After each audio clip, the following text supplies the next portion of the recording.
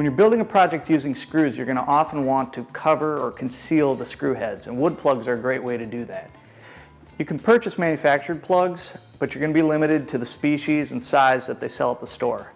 I prefer to make my own wood plugs because I can use the same species wood that I used on the project, and I can even cut the plugs in areas where the grain is going to match where the plug will go.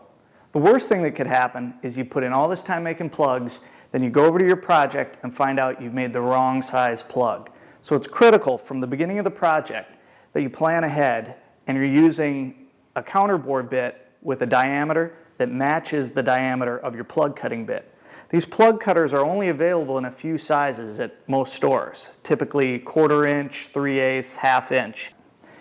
Now there's two basic types of plug cutters. The most common is this type. It's intended to be used in a drill press because trying to use this in a hand drill, it would wander around and you wouldn't get a clean cut.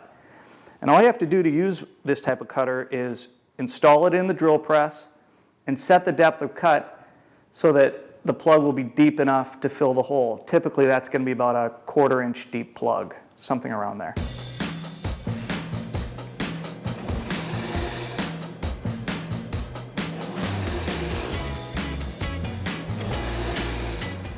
The other type of plug cutter is a self-centering plug cutter.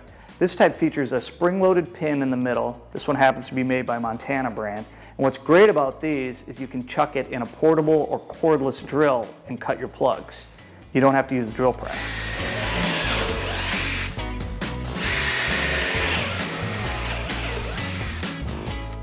As you can see, it doesn't take much scrap to make a lot of plugs.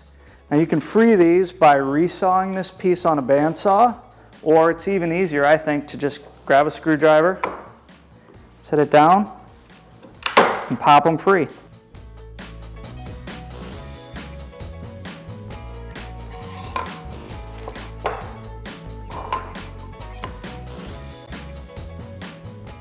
Now we got a mess of plugs.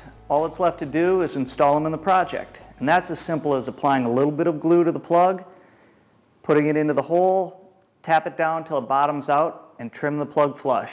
Now you might be tempted to use a chisel to cut those flush, but you're taking a risk with a chisel that the plug is going to break below the surface of the wood. Instead, I recommend using a flush cut saw, or I've also had good luck using a belt sander and just slowly working down the plug until it's flush with the surface. There you have it. You know everything you need to know to plug like a pro.